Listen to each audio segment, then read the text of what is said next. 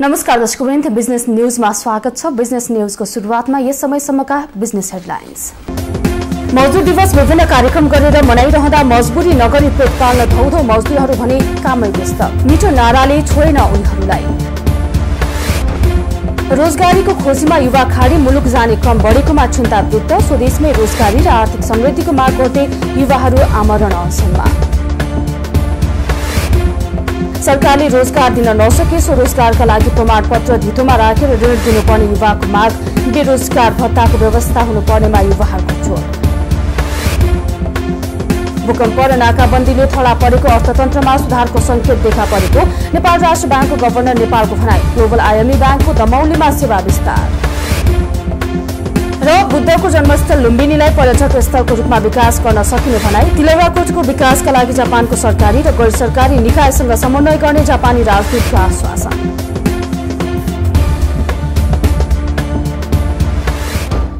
हामी निरन्तर बिजनेस न्यूजमा छौं। 127औं अन्तर्राष्ट्रिय मजदुर दिवस देशैभरि विभिन्न कार्यक्रम गरेर यो दिवस मनाइएको छ। विभिन्न राजनीतिक दल आबद्ध मजदुर संगठनहरूले विभिन्न कार्यक्रम आयोजना गर्दै मे 1 मनाए। तर ज्यालादारी काम गरेर जीविकोपार्जन गर्ने मजदुरहरूलाई मजदुर दिवसले यसपटक पनि छोएन।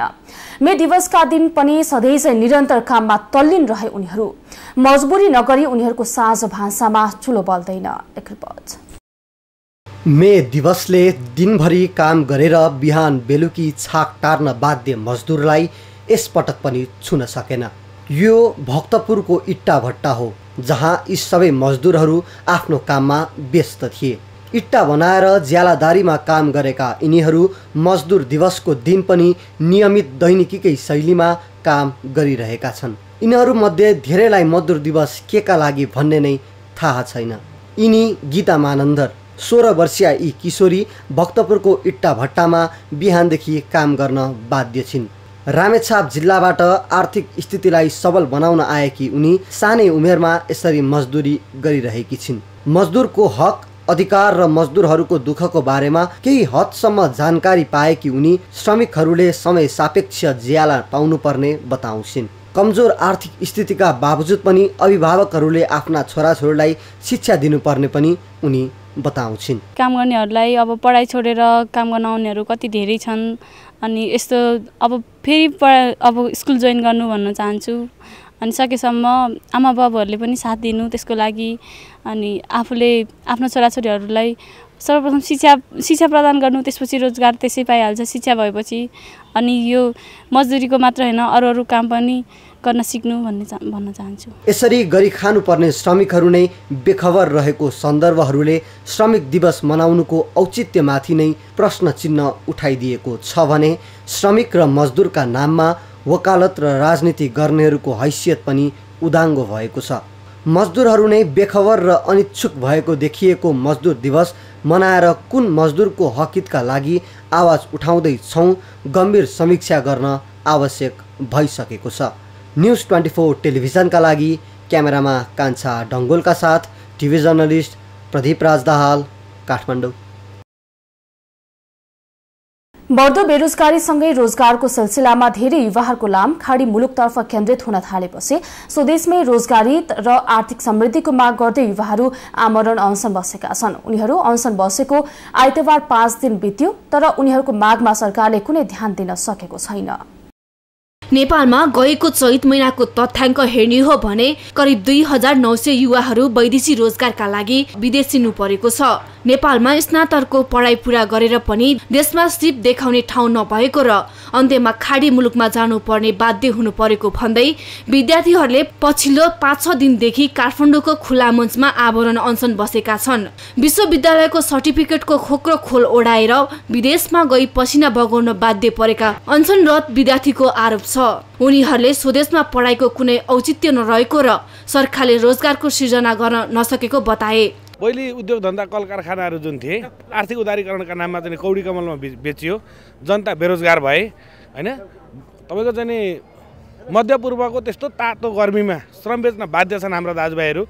शिक्षित र अशिक्षित दुवै चाहिँ बेरोजगारको चरम चाहिँ चुलीमा पुगेको छ। राज्यले चाहिँ हेरेको छैन। बन्द भएका उद्योग खोलाओस् र यही रोजगारको चाहिँ सृजना चाहिँ सरकारले गरोस् भन्ने मात्रै माग हो। रोजगार र समृद्धिको लागि आर्थिक क्रान्तिको अभियान मार्फत योग्यता, सिप र दक्षता अनुसारको रोजगारी ग्यारेन्टी, रोजगार दिन नसके स्वरोजगारका लागि प्रमाणपत्र धितोमा राखेर ऋण दिनुपर्ने, बेरोजगार भत्ताको व्यवस्था गर्नुपर्ने लगायतका माग राखेका छन्। यसैबीच आमरण अनसनमा बसेका युवाहरूको स्वास्थ्य अवस्था नाजुक बन्दै गएको छ। अब बिजनेस बक्स पप। विद्यार्थीहरूले रोजगारी र समृद्धिको लागि आर्थिक क्रान्तिको अभियान मार्फत योग्यता, सिप र दक्षता अनुसारको रोजगारीको ग्यारेन्टी, रोजगार दिन नसके स्वरोजगारका लागि प्रमाणपत्र धितोमा राखेर ऋण दिनुपर्ने, बेरोजगार भत्ताको व्यवस्था गर्नुपर्ने लगायतका माग राखेका छन्। उनीहरूको यही भनाई आजको बिजनेस बक्स पपमा। पीएचडी गरेका साथीभाइहरू, जुन पीएचडी गरेका विद्यार्थीहरू छन्, त्यो सर्टिफिकेट आज सिरानमा हालेर सुत्नु परेको अवस्था छ। त्यो सर्टिफिकेट आज हिब्रू सर्टिफिकेट लिइसकेर पीएचडी गरेको सर्टिफिकेट लिएर हिब्रू भाषा पढ्नुपर्ने अवस्था आएको छ, जापानिज भाषा पढ्नुपर्ने आवश्यकता छ। त्यो चाहिँ हटाएर चाहिँ अहिलेबाट राज्यले घोषणा गर्नुपर्छ कि यो देशमा रोजगार सिर्जना गर्नुपर्छ। अब हामीहरू युवाहरूले चाहिँ अहिले मास्टर्स गरेर, एमफिल गरेर, इभन पीएचडी गरेर पनि अहिले युवाहरू बेरोजगार बन्नु परेको अवस्था, जापानिज कोरिज भाषाहरू पढेर ती देशमा गएर दास बन्नुभएको। यस्तो अवस्थामा नेपाली युवाहरूले स्वदेशमै स्वाभिमानपूर्वक बाँच्न पाउनु पर्दछ। नेपाली युवाहरूलाई उनीहरूको संविधानको मौलिक हक रोजगारीको हक भनेर त लेखिएको छ, तर चाहिँ त्यसको स्वदेशमा ग्यारेन्टी भएको छैन। सुनिश्चितताको लागि हाम्रो यो योग्यता, क्षमता, दक्षता, कला, सिप अनुसार युवाहरूले यही आफूहरूको स्वाभिमानपूर्वक आफ्नो चाहिँ रोजगारीको ग्यारेन्टी हुनुपर्छ। जायज मागको लागि के अरे आमरण अनसन बसेको नै मैले बुझ्यौँ। र हुनु त हाम्रो यो देशका युवतीहरू सबै विदेश पलायन भएकै अवस्था छ। जस्तो कि तपाईँको करोडपति भएको मान्छेहरू अब इजरायल र तपाईँको अमेरिकातिर छिर्न सकेको अवस्था छ। जुन जति पीएचडी गरेको, 10 क्लास पढेको सबैजना चाहिँ तपाईँको यो खाडी मुलुकतिर गर्मीभित्र चाहिँ तपाईँको त्यस्तै मतलब यौनकर्मी धन्दा गरेर चाहिँ तपाईँको जीवनयापन गर्ने बाध्यता छ। र यो सरकारले पनि चाँडोभन्दा चाँडो बेरोजगारी भत्ता जनतालाई कसरी हुन्छ उपलब्ध गराइदिनु भयो भने यो सरकार टिकी पनि रहन्छ। तर यो सरकारले पनि यो आमरण अनसनले पनि व्यवस्था गर्ने, बेरोजगारी भत्ता पनि व्यवस्था गर्ने र यो भूकम्प पीडितलाई छिटोभन्दा छिटो पुनर्निर्माणको विषयमा चासो दिएन भने अर्कालाई केही सरकारलाई पनि अब केही आँच नै आउँछ जस्तो लाग्छ। नेपाली जनताको, नेपाली युवाको, नेपाली उद्योगी व्यवसायहरूले पुँजी भएर पनि नेपालमा उद्योग व्यवसाय गर्न नपाएको, शैक्षिक युवाहरू चाहिँ शैक्षिक युवा भएर पनि नेपाल बस्नु नपाएको र तपाईँको रोजगार गर्ने क्षमता, योग्यता, दक्षता हुँदाहुँदै पनि नेपालमा बस्न नपाएको कारणले यो आन्दोलन हो। र यसको आन्दोलनको सुनुवाई राज्यले राष्ट्रिय नीति तथा कार्यक्रमबाट कार्यान्वयन गर्ने प्रतिबद्धता नजनासम्म आमरण अनसन तोडिँदैन। हामी मृत्युवरण गर्न तयार छौँ, तर राज्यले राष्ट्रिय सम्पत्ति युवाहरूलाई बनाउन चाहँदैन, राष्ट्रिय सम्पत्तिको रूपमा युवाहरूको श्रमसिप र जागरलाई मूल्य र मान्यतासँग जोड्न चाहँदैन र नेपालको राष्ट्रिय अर्थतन्त्रलाई स्वाभिमानसँग टिक्न दिँदैन भने यो आन्दोलन रोकिँदैन। नवलपरासीमा सामुदायिक विद्यालयमा अध्ययन गर्ने 30 जना गरीब तथा जेहेन्दार विद्यार्थीलाई छात्रवृत्ति प्रदान गरिएको छ। बिकु बचत तथा ऋण सहकारी संस्थाले गरीब तथा जेहेन्दार विद्यार्थीलाई वर्षभरिका लागि आवश्यक शुल्क, पोसाक र स्टेशनरी प्रदान गरेको हो। बिकु दीर्घकालीन छात्रवृत्ति कार्यक्रम अन्तर्गत गैडाकोटदेखि कावासोती क्षेत्रसम्मका विभिन्न विद्यालयका ती विद्यार्थीहरूलाई करिब 5 लाख बराबरको छात्रवृत्ति प्रदान गरिएको बिकुका व्यवस्थापक माधव प्रसाद पौडेलले जानकारी दिनुभयो। विषय विकास स्रोत केन्द्र गैडाकोटको सभा हलमा आयोजित कार्यक्रमका बीच वर्षभरिका लागि विद्यार्थीलाई आवश्यक सम्पूर्ण सामग्री र एकमुष्ट शुल्क वितरण गरिएको थियो। हामी निरन्तर बिजनेस न्यूजमा छौं। अब बाँकी न्यूज। तनहुको सदरमुकाम दमौलीमा ग्लोबल आईएमई ब्याङ्कले शाखा विस्तार गरेको छ। ग्लोबल आईएमई ब्याङ्कले दमौलीमा आफ्नो 90औं शाखाको रूपमा सेवा विस्तार गरेको हो। नेपाल राष्ट्र ब्याङ्कका गभर्नर डाक्टर चिरञ्जीवी नेपालले शाखाको उद्घाटन गर्नुभएको थियो। सोही अवसरमा उहाँले भूकम्प र नाकाबन्दी देशको आर्थिक क्षेत्रका लागि प्रत्युत्पादक रहे पनि अब आउने आर्थिक वर्षमा झण्डै 5% आर्थिक दर वृद्धि हुने अपेक्षा रहेको बताउनुभयो। उहाँले अब सबै नेपालीले कुरा मात्रै होइन काम गर्ने बेला भएको बताउनुभयो। एउटा म्याक्रो इकोनोमीमा समष्टिगत अर्थतन्त्रका परिसूचक अहिलेको स्थितिमा मिश्रित देखिए पनि आउँदा दिनहरू चाहिँ नि नेपालको सन्दर्भमा अत्यन्त अवसरपूर्ण, धेरै नै अवसर भएको देशको रूपमा देखिन्छ। ग्लोबल आईएमई ब्याङ्कको 6 अर्ब 16 करोड रुपैयाँ चुक्ता पुँजी रहेको सो ब्याङ्कले जनाएको छ। आइतबार मे 1 अर्थात अन्तर्राष्ट्रिय मजदुर दिवस विश्वका मजदुर एक हौं भन्ने नाराका साथ 127औं अन्तर्राष्ट्रिय मजदुर दिवस मनाइएको छ।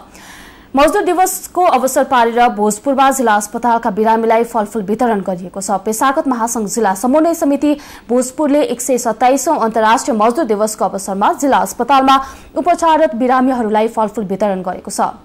उनीहरूलाई शीघ्र स्वास्थ्य लाभको कामना गर्दै एक कार्यक्रम आयोजना गरी स्याउ, अंगुर, केरा लगायतका फलफूल वितरण गरेको हो। फलफूल कार्यक्रम चलाउँदाखेरि विभागले मलाई बडो हर्ष लागेको छ।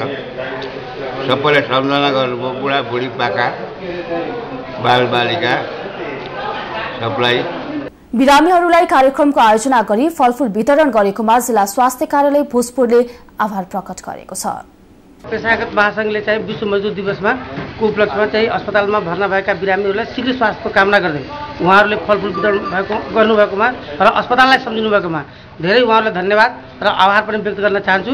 छोटो समयमा आयोजना गरिएको फलफूल वितरण कार्यक्रमले थोरै भए पनि बिरामीहरूलाई कम पीडाको महसुस गराउने आयोजकले विश्वास राखेको छ।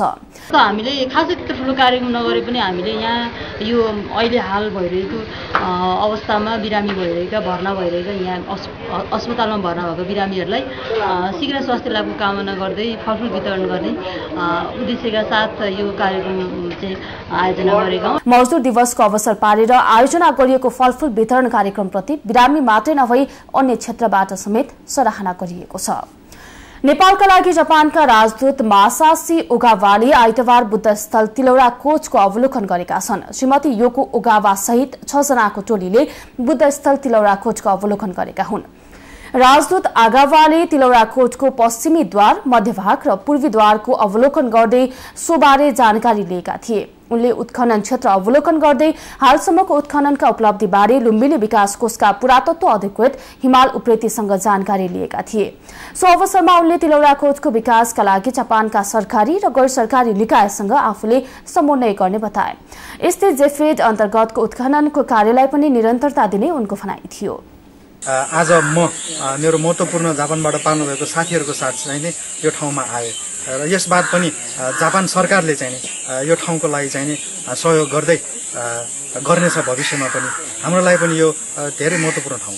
तिलौरा कोच गौतम बुद्धका बाबु राजा सुद्धोधनको राजधानीको रूपमा परिचित छ। तिलौरा कोच गौतम बुद्धले आफ्नो बाल्यकालको अमूल्य 29 वर्ष बिताएको स्थान हो।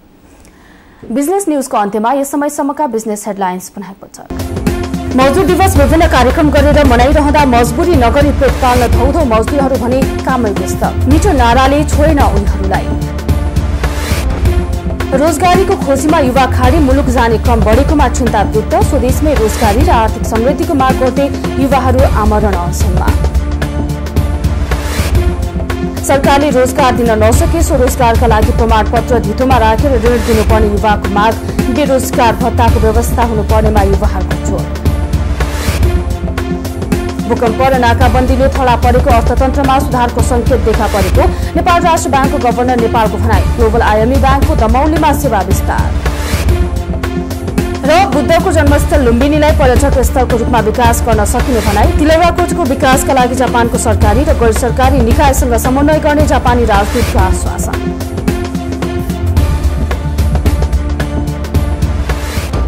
बिजनेस न्यूज अहिलेलाई यति नै। थप न्यूजका लागि हाम्रो वेबसाइट www.news24nepal.tv हेर्नुहोला। साथै हामीलाई फेसबुक, ट्विटर र युट्युबमा पनि फलो गर्न सक्नुहुन्छ। अहिलेलाई बिदा दिनुहोस्। हामी पुनः निर्माण, सबल नेतृत्व र सुशासनको निरन्तर फलोअपमा छौं। नमस्ते।